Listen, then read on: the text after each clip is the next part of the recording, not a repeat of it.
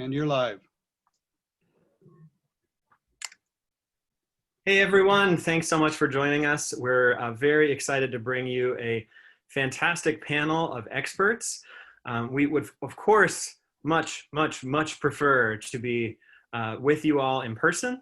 But here we are from the glorious confines of our own residences and offices and basements and bunkers. And it is so great to be with you all. The topic we have for you today in presentation is Big Solar, Industrial Blight, or Next Gen Conservation.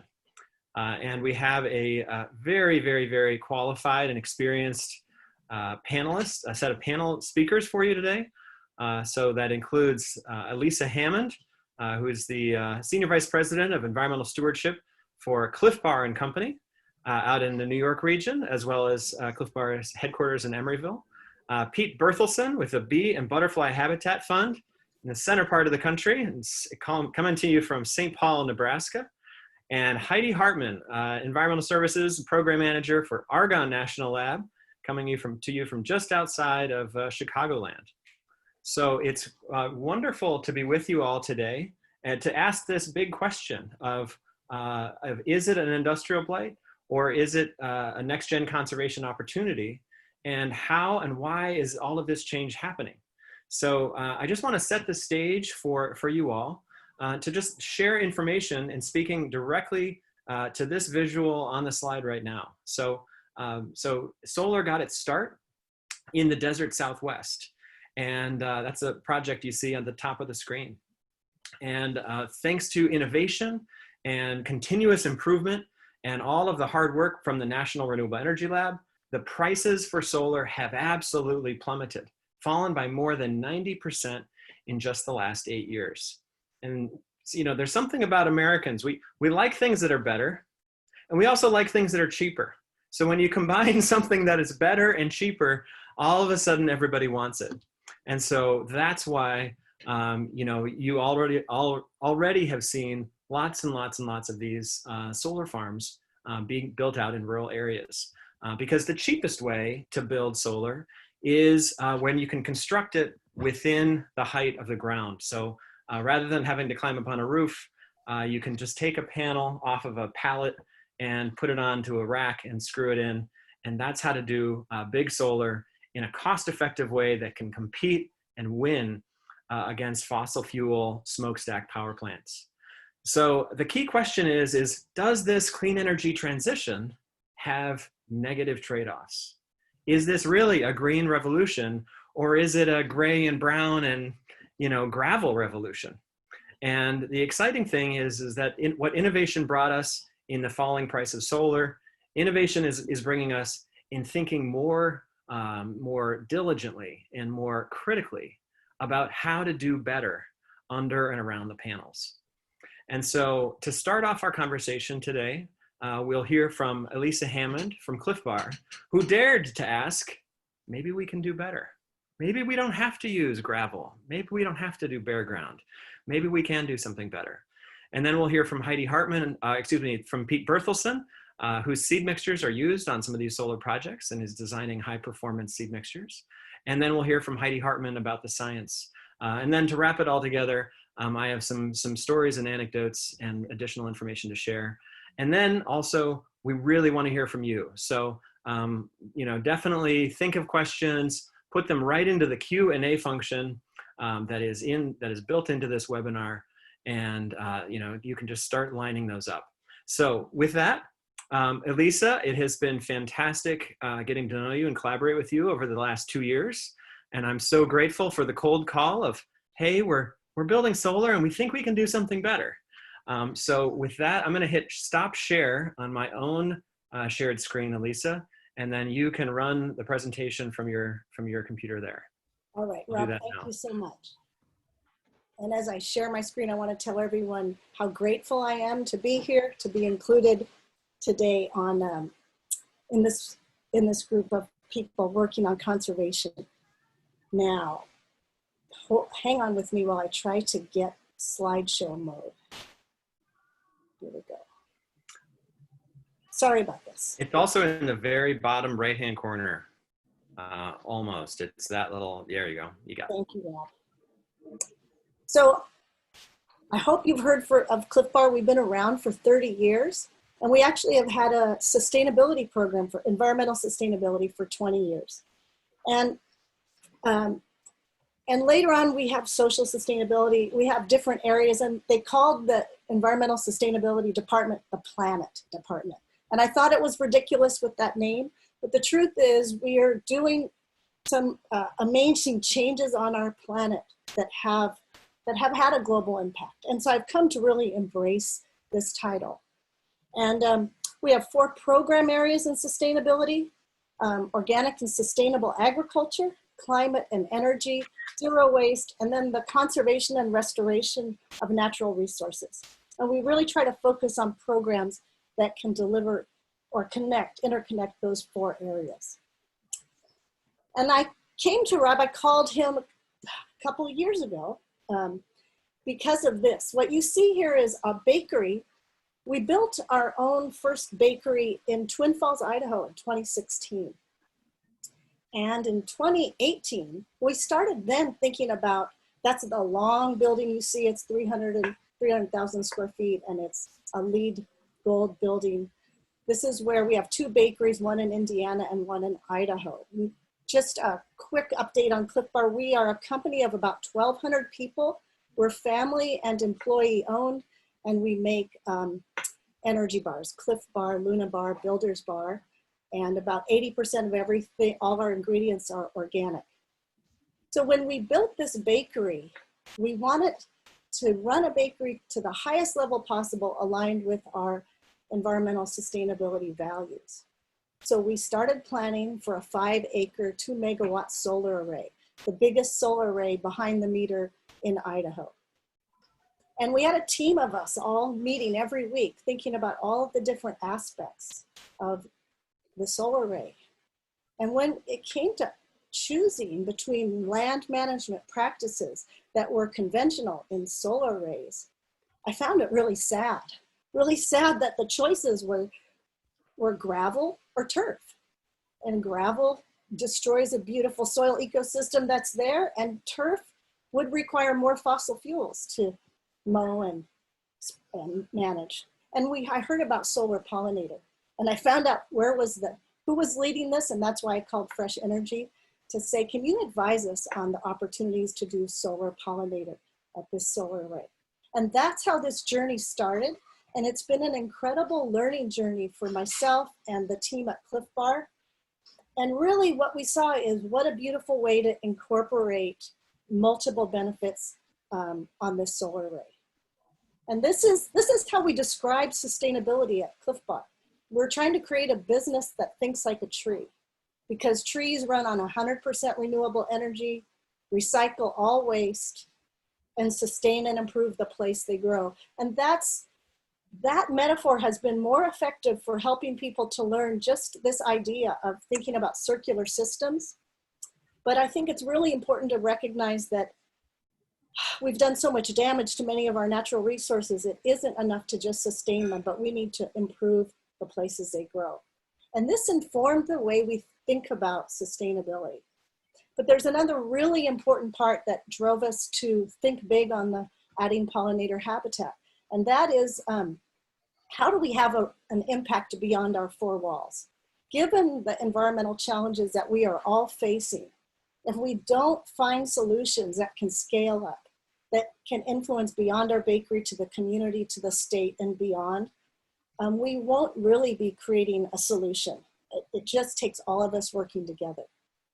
So we took Think Like a Tree in the solar array, and we just saw what a perfect solution. We've got the renewable energy, but when we add pollinator habitat to the land, it creates a lot of benefits that we can identify as sustaining and improving the place this is grown. And because we had this idea about having a ripple effect, an effect beyond our 4 walls, and we were so excited about what we were learning about using native plants planted under and between the solar panels, we decided we just have to do an educational walking trail. We were already getting a lot of visitors coming to say, can we tour can we tour Clif Bar? Well, you really can't go in and see where the food is made for food safety reasons. You can come to the front door, but then they often walk around the bakery. And we thought, what a great opportunity to help educate a little more about how we're thinking about sustainability and about this unique, different kind of solar array. And again, on our journey, after deciding that we wanted to do some education and reach out, we had the opportunity to join this NREL network called Inspire, which you will hear more about. But we had the opportunity to be one of 40 different research sites where identifying what are the best seed mixes, what are the best practices for having solar and pollinator. Because I have to tell you, it's not easy, and we need to learn from each other.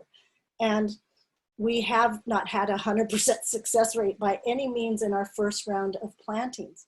But it's very exciting to be part of this group, mixing other companies and experts, scientists, academics, and even a solar grown grazing, sheep grazing association. So you're going to hear more about these benefits, but for us at Clif Bar, first and foremost, having these plants under our solar arrays, and Twin Falls gets really hot in the summer, would increase energy output. And our engineers really loved that. And then we could also talk about restoring pollinators, because as a food company, this is a really critical issue that I have to tell you, my colleagues in sustainability don't think about enough. We don't think about the fact that in addition to all the ingredients and all the supply chain partners, at the very beginning of the supply chain are plants and the pollinators that partner with plants to produce the food we depend on. So we had started saying we treat energy like an ingredient. We want clean energy to go into our bars, and we want to support a sustainable supply chain, field to final product. So this is an example of the signage that you see as you come up this path that I'll show you an aerial view that really helps people understand what is solar power, what is treating, why do we say treat energy like an ingredient, and why do pollinators matter? So we talked about how our food depends on pollinators, how they're at risk. And then we listed some of the top ingredients, pollinator-dependent ingredients that go into Clif Bars, and how it takes, it's not just a one pollinator visit to produce food. And we found it's been really exciting to see how much our employees love the tour. We had a big day to celebrate the grand opening, the ribbon cutting of the solar array. And we had, through this process, made friends with the Pollinator Council in the city of Twin Falls, and learned they were advocating to have Twin Falls become a bee-friendly city USA and a monarch-friendly city USA. And so we built those pollinator connections. These are the owners and founders of Clif Bar. And I had learned through interacting with Rob, it really helps for people to understand what the heck are you doing with your field. It doesn't look like anything we've seen before. We're building a pollinator garden. And I have to say, this has been inspiring to people. And just having this kind of messaging gets people excited. And again, we need to have us feel hopeful and excited about conservation. And then when we looked at the work we were doing more broadly beyond our own bakery, because back in 2003, we made a commitment to use 100% renewable electricity for all our facilities. That meant that we were already purchasing some renewable energy credits. That's the environmental benefits or attributes of renewable electricity generated by solar or wind elsewhere. And so the RECs, renewable energy credits that we were supporting and buying from that year, 2018, came from Forest City, Iowa, from 15-acre solar array that was providing a source of income from the farmer that leased his land.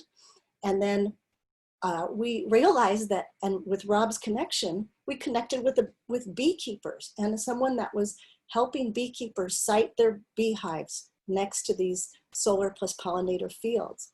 And so we were really excited to share the news that our own investment in the Forest City, Iowa solar array would produce the first ever labeled solar grown honey. And really we saw that we can start creating the solar grown honey supply chain. and start to grow a demand for this. Now, I know that just by growing honeybees or raising honeybees doesn't address the pollinator crisis. Someone said that's like raising chickens to save eagles. But we know that when there's habitat that's rich and supportive enough for honeybees, there's enough with these pollinator under solar arrays that we can support other ecosystem services and other pollinators. And this inspired, there's a separate company but connected, owned by the founders of Clif Bar, the Clif family winery. Please come and visit us in Napa if you come through. It inspired the chef. Not only did they make solar grown honey, they started creating new honeys. And he as a chef, we have a food truck, started creating honey inspired recipes. So this is how change happens, often accidental, one connect good step leads to another. And it takes us back to this. This is from the air. You see our educational trail goes between the panels. It goes right up. If you look at the parking lot, you'll see solar panels covering our parking lot, where people who have electric cars, we provide an incentive for employees to buy hybrid and electric cars. They can learn that they can charge their car with the power of the sun. And this project has changed the way we view clean energy. It's changed the way we're talking about our business. And we are truly, I feel, able to have that impact beyond our four walls. I am grateful for all the scientists that are contributing to this, all the practitioners, and thank you especially, Rob, for answering the call that day. And now I'm gonna share my, this is in my own yard. I'm so crazy about these pollinators. Now. That's great.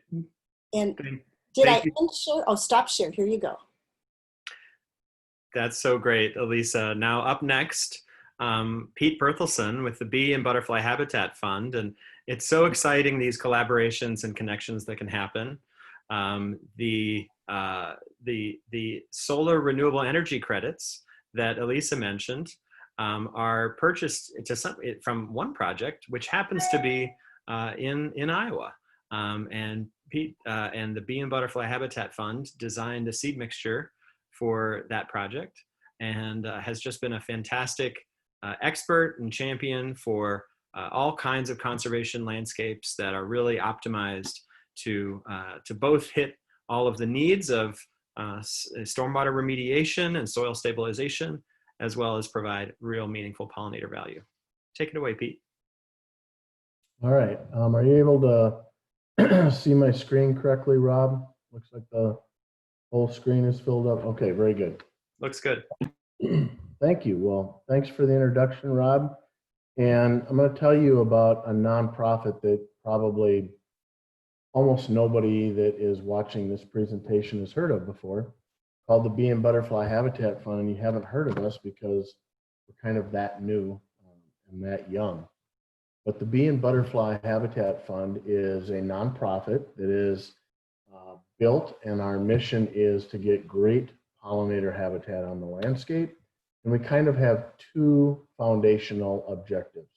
We want to get great habitat on the landscape. If you're a beekeeper, you call that forage. If you're thinking about native bees, you're thinking about nutrition, but it's great habitat. And then we also want to use this as an opportunity to demonstrate what great pollinator habitat can look like and how it functions on the landscape.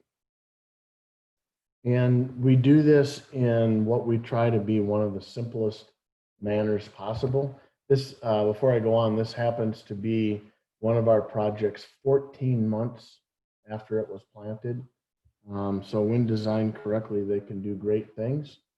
And we deliver our pollinator habitat projects by providing the seed mixtures for free. It's open to private land, public land, or corporate land, which you should correctly assume is any land. It's a very simple application process, and then we provide one-on-one technical guidance to fully prepare the site, establish it, and then manage it going forward. One of the really unique things about how the Bee and Butterfly Habitat Fund approaches pollinator habitat is we take every project that we work on and we divide it into two halves. So if in a minute I'm going to pivot and I'm going to talk about our work with solar, but just say in this example, we're working with a landowner that wanted to put in a 10-acre habitat project. On 5 acres of that project, we would establish it to a seed mixture that we refer to as a honeybee mix, and the other half of the project would be established to a mixture that we refer to as a monarch butterfly mixture. And here's what that means. The honeybee seed mixture is comprised of the plant species that honeybees and native bees really want and benefit from. And many of those include clover species, not all, but some clover species are included in that seed mixture. And this is a photo of one of those projects 2.5 months after it was planted. What we call the monarch butterfly mixture is comprised 100% of native wildflower grasses and wildflower species that are appropriate for that geography. They take a little bit longer than 2.5 months to establish, but pollinator species use and benefit from both seed mixtures, but because of how they're designed, they establish very, very differently. So we plant them in 2 separate plantings right next to each other. Half the project in this honeybee mix and half the project in this monarch butterfly mix. And we have found that to be incredibly successful. And I'll show you some of the research results in today's presentation that are beginning to document those pollinator values as well. So the fact that we establish our projects with 2 different seed mixtures fits incredibly well with combining solar energy with pollinator-friendly habitat. Because as a pollinator seed mixture designer, one of the most incredibly important aspects of designing a seed mixture to go onto a solar project is the lower panel height. And these are the 4 options that we're usually talking about. A lower panel height, whether it's fixed tilt or whatever, that is either 24 inches off the ground, 30, 36, or 48. The higher that lower panel height, the more options that you have to do all kinds of great things and provide great pollinator habitat. The reality is that on the projects that I work on, probably 75% of those projects have a 24-inch lower panel height. That is very limiting and very challenging to be able to design a seed mixture that will check all the boxes and not grow taller than 24 inches. Clover species are one of the things that we can consider if we have a 24-inch vegetative height restriction. The more we move towards that 30, 36, 48-inch height, really it's quite easy and not nearly as challenging to be able to design and provide a function very well. So in this example, I said it fits really, really well with what the Bee and Butterfly Habitat Fund does. So in an example on a project like this, we would design and use our honeybee mix underneath the solar array, and we would design and use our monarch butterfly mix outside the solar array, but within the boundaries of this project where we don't have vegetative height restrictions. So let me show you a real world example. This is an 80 megawatt project, and we designed our honeybee seed mixture to go within the solar array because we had vegetative height restrictions that really limited what we could put in there. It was a 24-inch lower panel height, again, quite limiting. But within the project fence, within the boundary, but outside the solar array, we established our monarch butterfly mix. And that is a great example of how we can be creative and work to meet the objectives of this individual project.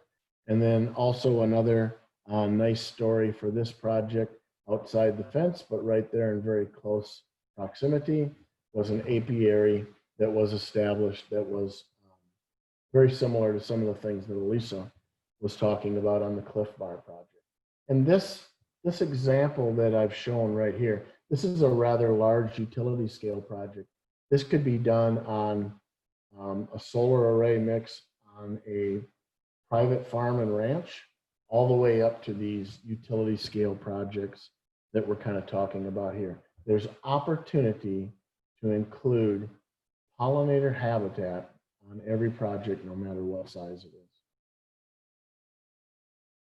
One of the things that I just absolutely believe to my core is that when you're designing and thinking about seed mixtures for a project like this, there's all kinds of things that you have to think about. And you really have to design and think about projects that go beyond just pollinator habitat. I can design a seed mixture that has the world's greatest pollinator benefits, but if it doesn't meet all the other aspects of this project, it's not going to work. We have to think about meeting stormwater regulation requirements. We have to think about how is whoever owns this project going to manage it in the future. We have to think about that when we're designing our seed mixture. We have to certainly think about getting pollinator value in there. We have to meet project budgets. If I designed a seed mixture for a solar and pollinator friendly project and it costs $2,000 an acre, that probably doesn't fit very well in the budget for that project. These are all things that have to be thought about. How quickly and easily can we establish it? And a whole long list of other things. Every one of these things has to be considered in how we're designing this seed mixture for it to work on a project like this. And I think that pollinator habitat absolutely can do that. So I had mentioned earlier that the Bee and Butterfly Habitat Fund is part of some interesting research documenting some of our results. There are currently 4 different studies that are going on looking at the pollinator value of Bee and Butterfly Habitat Fund seed mixtures. And I want to take just a quick minute to show you one of those studies that is the furthest along in our timeline and actually has some results. This is a study that was conducted by the U.S. Geological Survey. The Bee and Butterfly Habitat Fund seed mixtures were used in this study along with other pollinator conservation program seed mixtures and all the other different things that were available on the landscape for pollinators. And in this study, one of the things that they found is that Bee and Butterfly Habitat Fund seed mixtures have lots and lots and lots of flowers, more than double the next project that was out there. So that's nice. One of the things that the study found next was that honeybees benefited significantly from these seed mixtures, and quite a bit more than all the other things that were on the landscape. Grasslands, national wildlife refuges, conservation reserve program lands, roadsides, anything that was out there that a pollinator species could go to forage on was included in this study and documented. And perhaps one of the aspects of this just quick summary that I'm showing you is that native bees showed 8 times the use on Bee and Butterfly Habitat Fund seed mixtures. This is a study that's actually in the process of going through final review and will be published later this year by the U.S. Geological Survey. So that's what I'm allowed to kind of show you until it is out there for public use. I want to wrap this thing up by talking about some examples of what unintended consequences can be about how projects are designed. And in this example that I want to give you of unintended consequences, we have a solar project with a 24-inch vegetative height restriction. The lower panel on that solar array is at 24 inches, and we do not want to use vegetation that grows any taller than what that lower panel height is. The permitting regulation uses the word native vegetation requirement that's in there. And Not a criticism of solar projects, but we do not have the same site preparation and management options on a solar array as we would something that was just out there where we're working with a landowner. Can't get the same equipment in, can't do the same management. So in this example, a seed mixture like this one that includes some clover species would no longer be available because of that permitting requirement to use native vegetation. And in an example of a real world example of what happened in those situations, 24-inch vegetative height restrictions, have to use native, minimal site prep. In this example, here's a real world outcome that I think really has to be thought of on the front end of a project.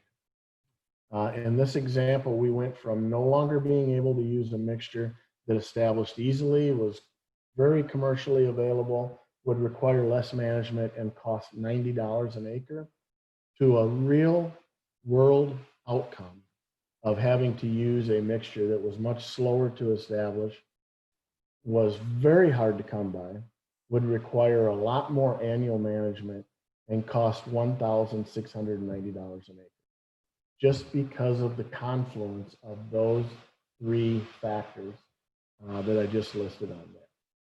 Absolutely, that was an unintended consequence from that, but it was a real world one. And so I think that on the front end of any project, you have to think about, and Elysa did a good job of this. Clif Bar obviously thought about what are our objectives, what do we want to accomplish with this solar project. Clif Bar did it great. You want to think about that. You want to think about what are the perhaps unintended consequences of native versus naturalized versus local ecotype seed. And I guess I would submit to you that the standards that are held for prairie restoration probably don't apply themselves very well to a solar energy project. And I'm a prairie guy. I'm a local ecotype seed guy, but you have to think about what the objectives are for your individual project when you're designing them. And I'm going to close this out with three things that I think are really important to think about. And that is that we need to have more pollinator habitat all around. We're losing it. So when we get an acre of pollinator habitat, we have to make it the best it can be. We simply don't have enough acres of it, so it's got to be the best it can be. Not all pollinator habitat is created equal. Let's make sure that we're designing it and using it in an appropriate manner. And I guess the last thought is, as soon as you call something pollinator habitat, everybody gets a picture in their mind of what pollinator habitat is. And usually it's something like the photo in your office on your calendar when you flip to the month of July. And if that is the vision of what people want, it's incredibly important that we design a project, think about the management, think about the site prep, and work on that project to be able to meet those objectives. Because everybody will have a picture of what pollinator habitat looks like. And I just close out with my contact information, and I will turn this back over to Rob now, and then I think Heidi is going to chat next. But please think about questions. Let's chat about this stuff at the end of this. Pete, quick question for you. That was such a great presentation. There's a question from John McCann who asks, is the honeybee mix, that's going to be great for other pollinators as well. Is the monarch mix appropriate for other butterflies as well, or maybe moths or other wildlife? Yeah, absolutely. So that, we just have a few minutes to talk today, but these mixtures need to be designed and are to think about all kinds of things: grassland songbirds, soil health, water quality, food sustainability, all kinds of pollinator species, native pollinators, managed pollinators like honeybees. All of these things have to be considered when we're designing that seed mixture, or we have not hit a home run. So in Elysa's example of the chickens and the eagles. You know, the winning home run for me is we're helping all the chickens and all the eagles and all the other birds that you want to put into that. So that, just know that those things have to truly be considered and planned for on the front end. So the answer is yes, yes, and yes, Rob. That's fantastic. Before we go to our next panelist, Heidi Hartmann from Argonne, I want to take a pause. Now, of course, panelists, we are all over the tweets. We are lighting up social media. People are like, we love this. This is the best. And of course it is, because you guys are awesome.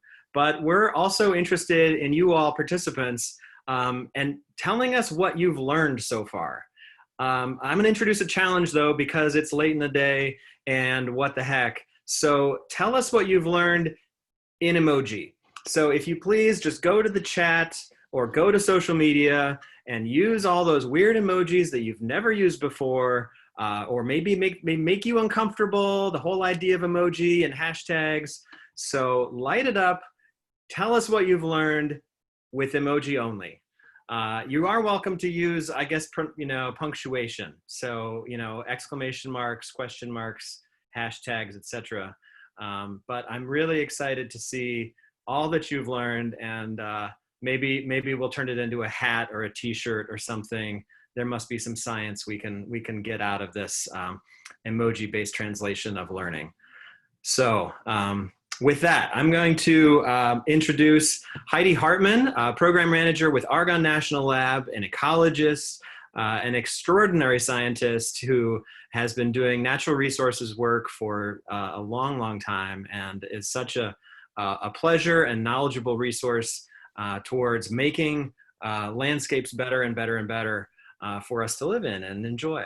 And so Heidi, if you've got your slides set to go. I do.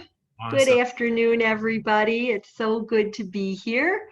And I should be sharing my slides in just a minute. All right. I presume everybody sees those all right? Looking good, Heidi. You bet. Great, great. Well, Argonne has been happy to work with National Renewable Energy Laboratory for the past several years in various parts of their INSPIRE program, and looking to do low impact solar installations in all kinds of different ways. And our focus has been on ecosystem services from pollinator habitat at solar farms. And just listed our collaborators here. Lee Walston and I are the leads at Argonne, and we collaborate with several people from NREL and from University of Minnesota on this work. And it's funded by DOE Solar Energy Technology Office. So I'm going to tell you a little bit about what we've been doing and why it's important, if I can move my slides forward. There we go. Okay, so this is really just a repeat of some of the things Rob and Elysa mentioned about the sort of what had been until a few years ago the standard way of preparing and constructing a solar facility. Clear the vegetation, grade it, and cover it with grass or turf grass, particularly in the Midwest and in the East. There are some facilities where in the more arid Southwest where they've begun to try to have lower impacts by just leaving the vegetation in place.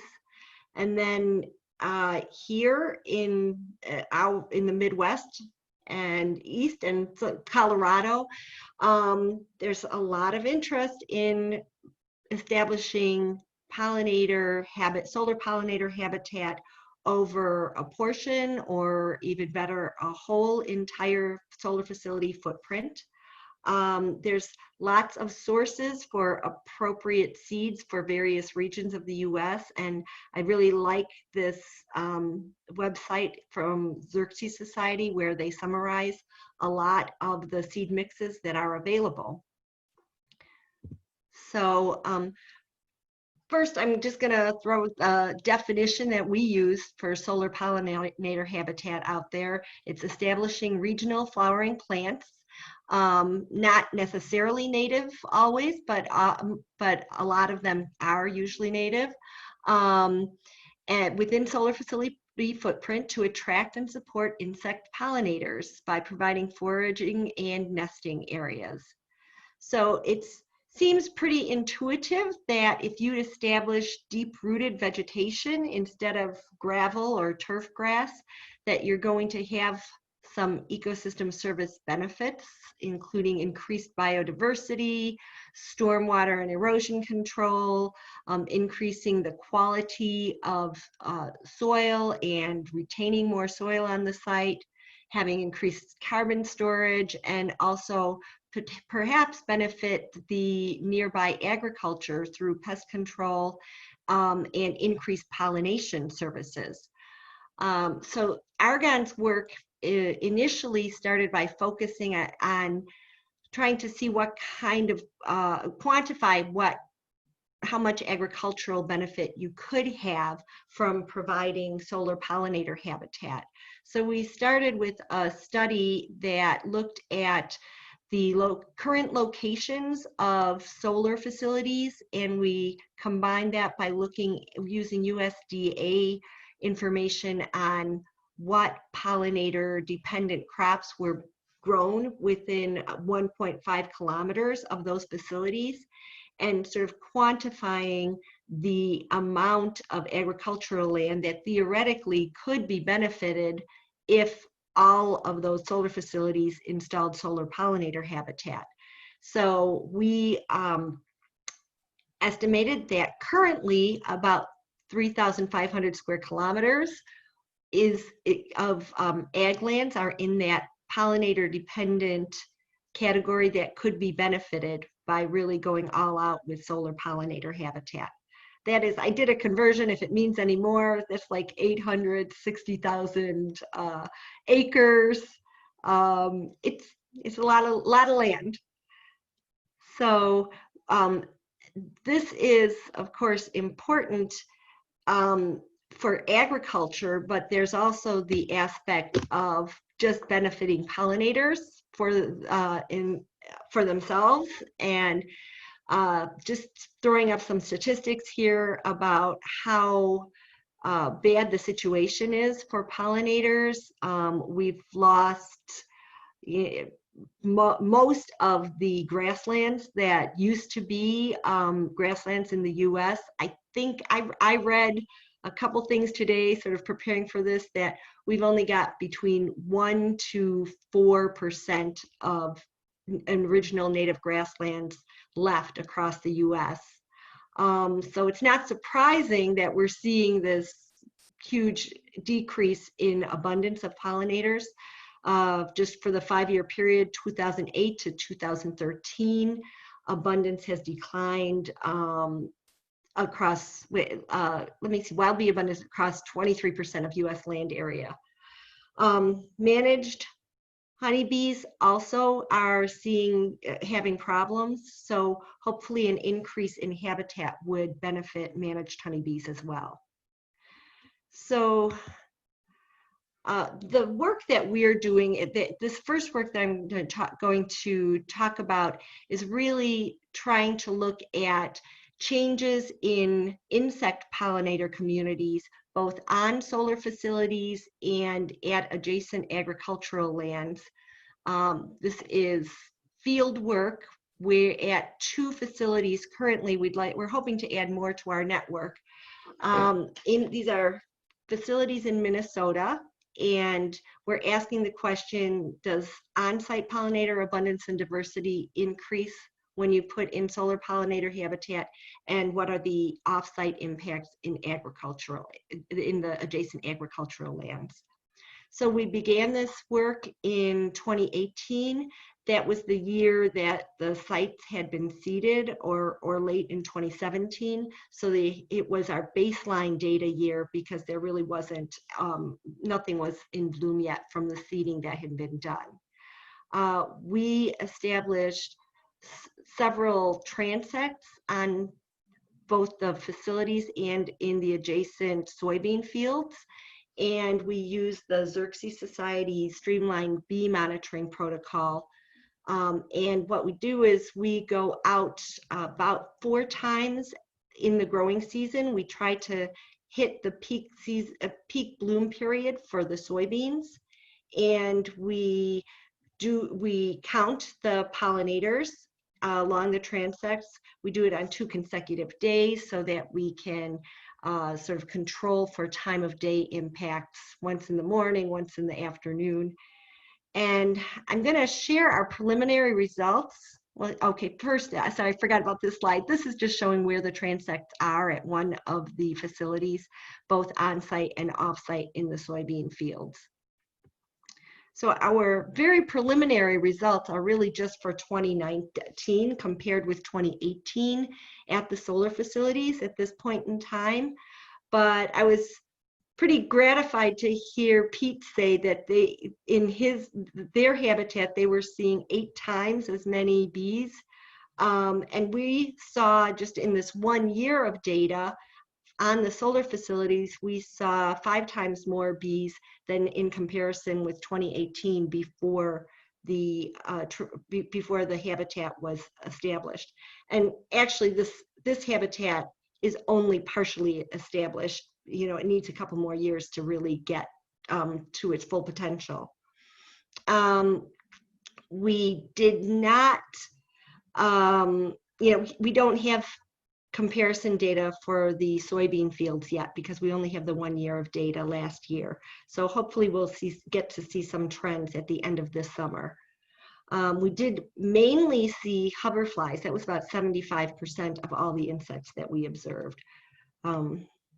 So then also with the 1 year of data only, we did see more insects on the transects in the soybean fields that were closer to the solar-pollinator habitat. We'll have to wait and get more data to see if that relationship bears out over time. So that is the research that we're doing currently with respect to off-site agricultural ecosystem services and on-site biodiversity with respect to pollinators. We have plans to possibly look at increased crop yields or changes in crop yields with respect to distance from the pollinator habitat. And so we'll hopefully be able to increase our database on that soon too. So another area that Argonne is looking at is trying to model ecosystem services, including carbon storage in the soil, pollinator supply, sediment loss or retention, as I would put it, and water runoff. So we're focusing on the Midwest initially. We used biophysical site-specific data for 30 solar facilities in these states that you see here. And we did invest modeling based on the specific locations of those facilities. The basis is looking at the pre-solar land use, which for all of these facilities had previously been agriculture. And then we modeled what kind of ecosystem service benefits there would be if you had turf grass at the solar facility or pollinator habitat there. So the results are really showing a clear benefit for the solar pollinator habitat for all of the ecosystem services that we modeled, particularly with respect to the pre-solar land use of agriculture, but also with respect to turf grass. So you really get a lot of increased carbon storage potential in the soil, along with decreased sediment loss, decreased runoff, and as our fieldwork is showing, a better pollinator supply. So basically, so far our research is really bearing out the benefits for a lot of different ecosystem services, for pollinators, for carbon storage, sediment retention. These numbers on this slide are an estimate of the total magnitude of these benefits that you could see by year 2035 if you have 10 gigawatts of solar constructed in these states by then, which estimates show we'll probably have more solar than that. So as Pete says, it's really important to get every acre that we can as useful habitat and performing these ecosystem services. That's all I have. It's back to you, Rob. Thank you so much, Heidi. It was fantastic. So let me, I'll go to share my screen here as well. So I believe, Heidi, what you said is not only is there interesting science happening, but more research is needed. So if there's any, I don't know, scientists, you know, in the panel, in the, on the session today, think hard, talk to your Department of Agriculture, talk to your county. These are great times to be doing research. To be doing research on pollinator-friendly solar projects and figuring out how we can deploy innovation against what is growing under and around the panels. So, so with that, I will share my screen here. And it was great to see some exciting evidence that there is learning happening. So thank you, Samantha. Thank you, Robin.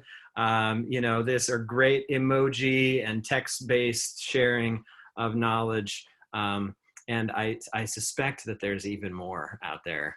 So be thinking about your questions and definitely share your emoji-based comments with us. We love every single one of them. So Fresh Energy, I want to just give you some context. We're a clean energy policy nonprofit organization. And we saw and work on transitioning away from smokestack power plants. Turns out you can't really breathe the air that comes out of those smokestacks very well. We all like clean air and clean water and hot showers and cold beers. So we need electricity and we like to live and enjoy the natural world. That said, with the falling price of solar, we've seen solar farm designs that look like this. So this is down in Georgia, and you can see there's clearly arable land, you know, right outside the array, but the whole project has been covered with Class 5 gravel. And it's not just in Georgia, not just in some places in the desert Southwest. These same engineering designs are used on fewer and fewer projects, even in Ohio. So, and I've seen projects like this in Iowa. When we started to hear from some of our friends and allies in the farming community and folks in conservation, folks that really think and care deeply about soil, you know, the best nerds of all, I always say, are the soil nerds, are the folks who can literally look at handfuls of dirt and say, that's not just dirt, that's something better. And when we heard from them that this was, that they were concerned about this brand new land use that has so much potential to put so many acres in the ground. And so as a natural consequence, when you design, you know, solar in this industrial way, solar-centric way, then you're going to get other opinions, right? I mean, every project, anytime you build anything anywhere, it's not unique to solar, it's not unique to wind, it's just unique to neighbors. So you paint your garage orange, maybe your neighbor doesn't like it. So, but that said, solar is a big new land use, and new things cause us to express our opinions about those new things. That said, we have this global climate change thing that's happening, and we need to take care of that. We need to take care of that with significant urgency. So, we, seeing this conflict emerge, we knew that we needed to do some more research and find out ways that we could help farmers see their own values, helps conservationists see their own values in the way these projects are designed, built, and managed. And so we started a research project. This was back in 2014. And when Minnesota was just beginning to build a lot of solar projects throughout the state. And we found this project here at the Westmill Solar Park, Westmill Solar Park in the UK. And this gorgeous photo that was in Heidi's photo as well. The seed mix was designed by this great ecologist by the name of Guy Parker. Fantastic guy. We reached out to him and said, what went wrong? Tell us all the ugly secrets. How did this work? And he's like, you know, you put the panels a little higher, you do a high performance seed mix, it crowds out the weeds. You know, I mean, here in the Midwest, we're very, very good, very accomplished at tearing out prairie, right? We're getting a lot better at putting it back in. And thank goodness for that, because we can absolutely do this. It's absolutely feasible. And so since sharing this idea and importing it from the UK to the United States, we've seen this in more and more places. Here's another picture from Westmill with a caterpillar climbing up the stem of a daisy to a hoverfly there. And also in 2014, Conexus Energy, a little co-op, largest co-op in the state of Minnesota, but they had a little solar farm, 1 acre, and they were going to put in gravel. And at the last minute, they decided, you know what, let's do something better. And they hired a company to design a beautiful seed mix. And now this project is just getting 1 annual late season mow. So pictures from the Conexus Energy site have gone around the world a few times and have had an influence, and not just on co-ops, but also on utilities. So this is a photo that the photo you see in the lower right-hand corner is actually Camp Ripley, which is a US Army Reserve base. They have a 10 megawatt, 60 acre project there. What a fantastic, resilient landscape, you know, that they can really have under and around their panels. So that whole project is pollinator friendly. And then the bigger photo here is from a smaller solar project in Duluth, Minnesota. Out in Vermont, they love their pollinator friendly solar. D.E. Shaw and the 1,000 acre project. This is good for small projects, but also 1,000 acre projects like this one. This is called North Star Solar. It's 1,000 acres in central Minnesota. And this is Aurora Solar, 150 megawatt project owned by Enel Green Power. This is 16 sites all around the state of Minnesota, 150 megawatts, and just shows that this can absolutely be done on a small scale as well as on a very large scale. This is some of the science and research that's happening on the NREL Inspire project site, including Aurora with Enel Green Power. Here's a little time lapse. So 16, 1 year later, 17, and then let's, skip ahead 2 years.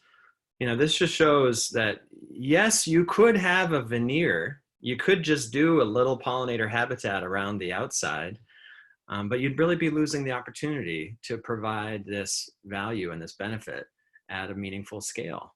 And so I really, I tip my hat to NG Distributed Solar. They are doing pollinator friendly solar very, very well, and just have some beautiful projects throughout the country. And then they're not just doing it in Wisconsin and Minnesota and Iowa, but also down in Texas. As I've talked to folks on my fellow panelists here, is that this is really only a strategy that works where plants grow. So if you're in a community or in a state or in a city where plants grow, then you can do something that's beneficial to pollinators, and it doesn't have to be turf, or it doesn't have to be gravel. It's not just utilities and energy companies. Denison University in Eastern Ohio has just done a beautiful project, and University of Dayton in Western Ohio. This is kind of before the panels went in, and then after. These are just stunning projects. I mean, Heidi mentioned hoverflies. I was on a project last week, and the hoverflies were so loud. It was amazing. I've never seen so many hoverflies, but it was such a beautiful sight. You you almost expect a rainbow and a unicorn to just, come around the corner. They're just really peaceful. And of course, it's not just for the birds and the pollinators and the bees and the bugs. We also have to think, thoughtfully and innovatively about what's happening in the soil. So this is a beautiful, beautiful painting that Heidi Natura, a naturalist from Wisconsin, painted back in 1995, it looks like.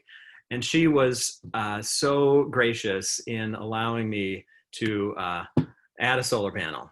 So for educational purposes, this is actually a solar panel as of 2014, I guess, when I first made this. You can see the lower edge of that panel is right around 24 inches. We're seeing more and more projects to be designed at 36 inches or 42 inches. The cost difference is infinitesimally small in additional steel to put the panels up a little bit higher. So there's great progress being made. There's great benefits in what's happening in the ground as well as above the ground. These projects are being studied.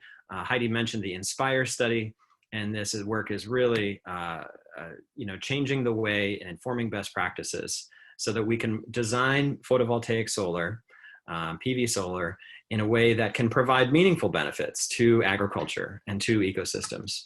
So this is the INSPIRE project. And we're learning a lot year after year about how to bring these practices to scale.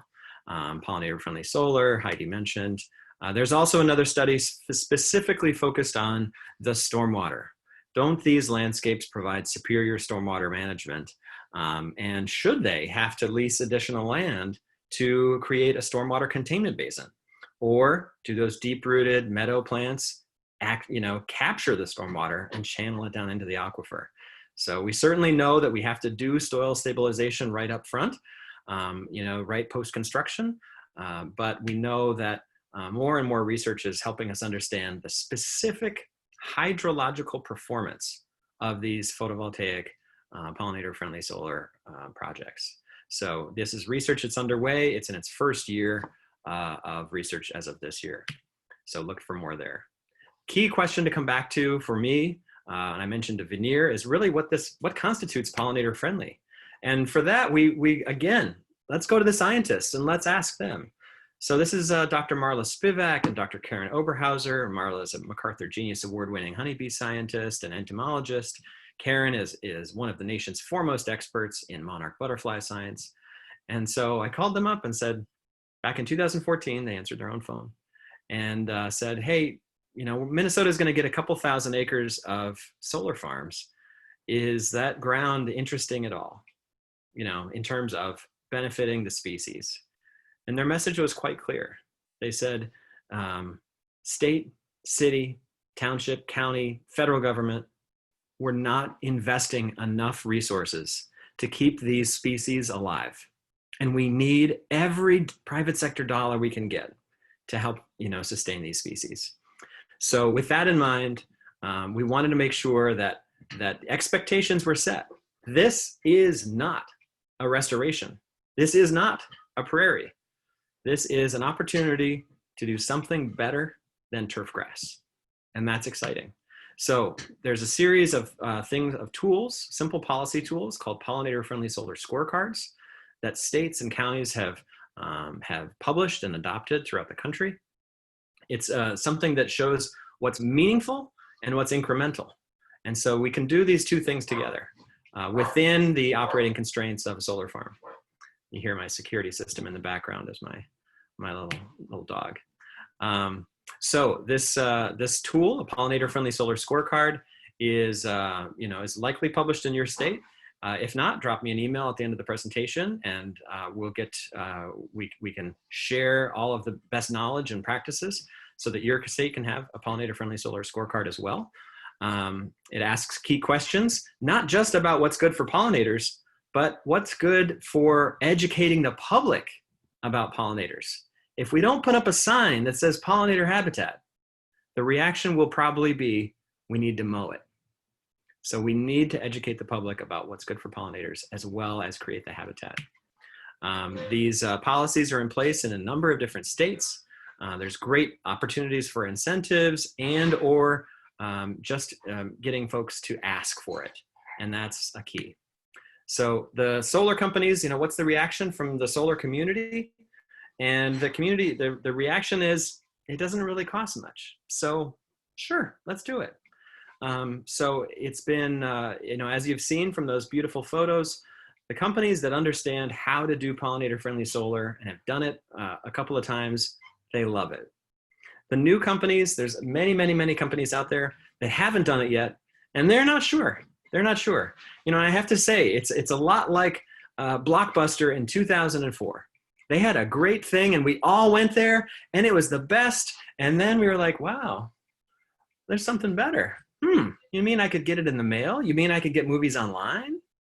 And so that's what's exciting, is that there's more and more competition for solar energy. And so we can ask for more, because there are companies that want to win your business and your corporation's business and your county and your city and your state's business, and are willing to fight for it, not just with low cost energy, but also high quality flowers. There's other benefits to the operators. Heidi mentioned there's some interesting science going on.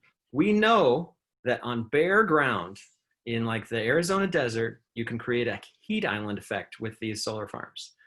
And we know that that growing thick vegetation under and around solar panels creates a cooler microclimate. So we're studying, does pollinator-friendly solar, rather than crops or tomatoes, does pollinator-friendly solar create that cooler microclimate? Because with climate change, we're going to have a lot more hot days ahead of us. So we've identified so many benefits from this practice. We've identified a lot of the questions and largely resolved all of these issues. These mostly have been characterized as pinhole risks by solar developers, but the benefits are tremendous. Community support, investment in habitat, and clean energy. So, but what's it really about as well is, Pete shared this image with me, and this is just a snippet of an image that is key to the survival of the eastern monarch. And so these are the counties nationwide. These are the counties where we need to target conservation. And unfortunately, we're in, we have so many problems right now. And we really need to deploy solutions at scale that solve multiple problems. We can't just do climate change and just, and then separately, sometime, maybe when we get budget for it, try to save the monarch.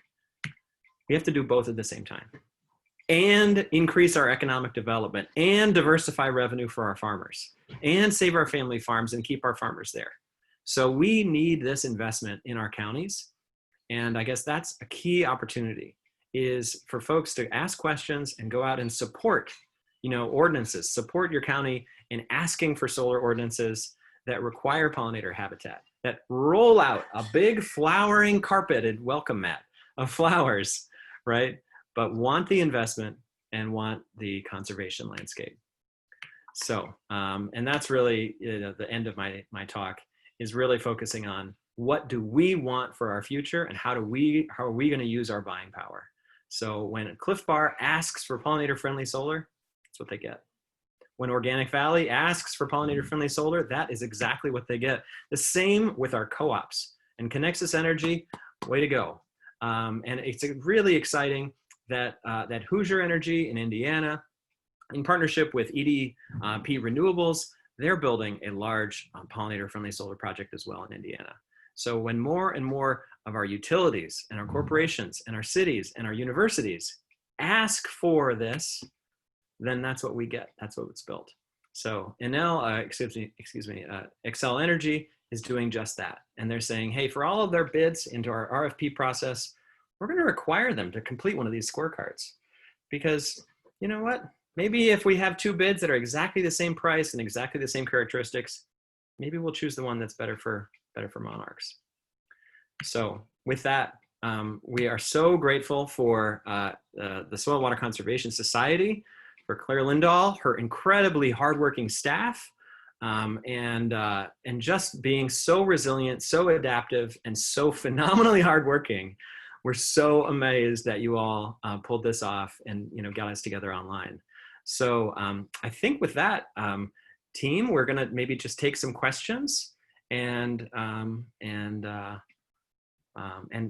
go from here. And of course, send us your emojis. Tell us what you've learned via emoji and other ways.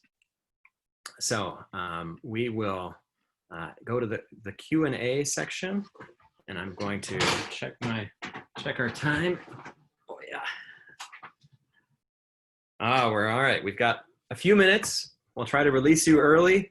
We're so thankful for your time and attention. Yeah, let's get to some of the questions.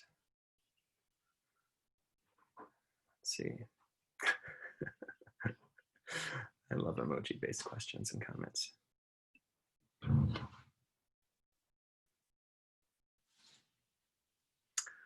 Let's see. All right. So maybe I'll just go to, I don't see questions here. So we have just like blasted so much information at you that everything is clear. Or it's the end of a day and it's been a long day, and I'm thankful for your time. Rob, Melissa, any maybe some closing remarks from each of you? I'd really, really love them.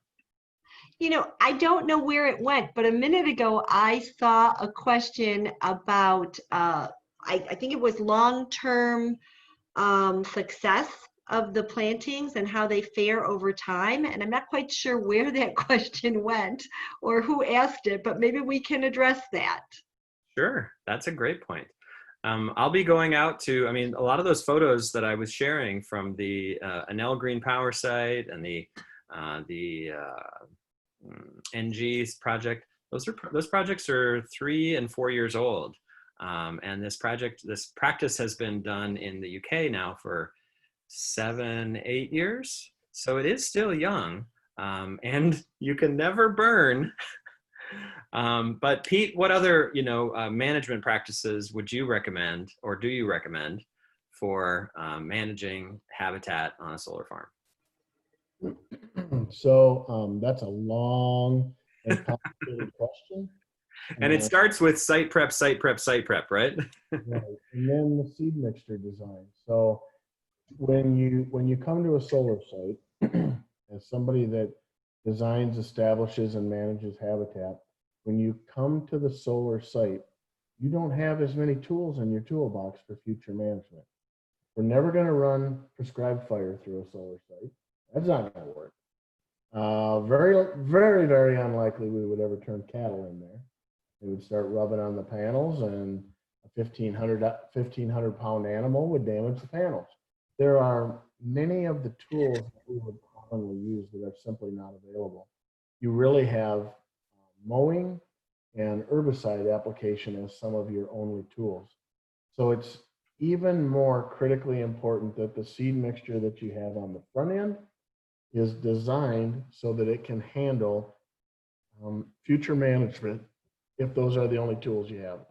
If mowing, and it's going to be one of the most common tools used because one of the energy companies likely is mowing their turf type only sites.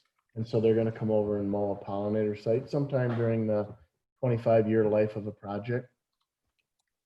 If we design a seed mixture that cannot handle mowing, where mowing will eventually eliminate those plant species from the planting, then we haven't done a good job on the front end of considering those things. So it's very complicated. It's a great question because it's a really, really, really important question, because unintended consequences, like I talked about in my presentation, can have big impacts on the backside. Great answer, Pete. Thank you. There's another question about grazing, and I just want to respond to that. There's of course there's as Elysa mentioned, there's an American Solar Grazing Association. I believe their website is asga.org. And so there's 2 different ways to do grazing. There's conservation grazing, which is rotational grazing, high intensity rotational grazing. And then there's continuous grazing. If you do continuous grazing where you put the sheep out there and just leave them, well, they're just going to eat everything down to, like a golf course. And so that would be competitive with pollinator habitat. Rotational grazing is absolutely, all the science we're finding is that it's absolutely complementary to pollinator habitat, that you rotate the ruminants around the property, concentrating them on paddocks one at a time with flexible electric fences, and that actually improves the biodiversity on the site over time. So that said, it requires a knowledgeable grazer to be within a couple hours drive. So, and then not all solar projects have that. But I imagine there'll be a lot more fuzz and buzz in our future when it comes to solar farm design and management. Can I add to that, Rob? Of course, please. So you said it really well. I just want to let people that are thinking about this know, because grazing is a great management tool, or it can be. I just wanted to re-emphasize what Rob said. If it's a small project and somebody is going to bring sheep in there and they'll say, well, you know, it's so small, I don't want to mess with rotating fence around, you will not have pollinator habitat. It has to be applied in a rotational grazing system or it will not work. That's just the reality of sheep grazing and the plant species that are in there.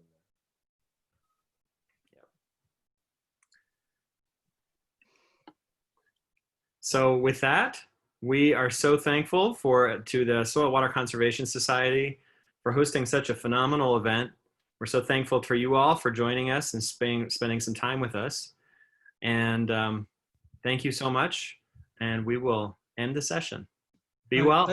Rob, this is Dwayne. Thanks a lot to you and to all the presenters. Great job. I enjoyed it. This morning's session, I kind of nodded off a little bit, but this one was pretty entertaining. So anyway, thanks a lot. And I'm going to hit the end button now, unless anybody else has comments. I actually have a comment. Okay. There was a question that said, are utilities interested in this?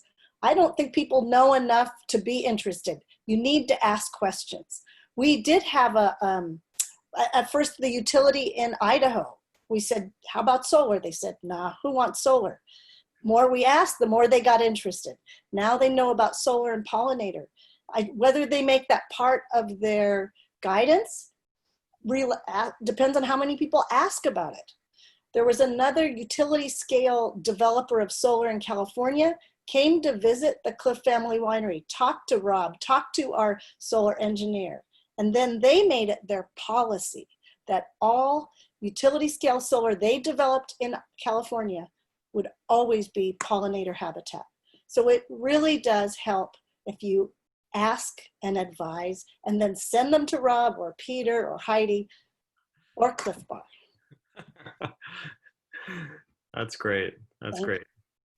All right. Clean energy is the best ingredient and knowledge is maybe the second best. All right. Thanks again, everybody. Thanks. Take care. Thank you so much. Have a good rest of the conference. Thank you. Bye.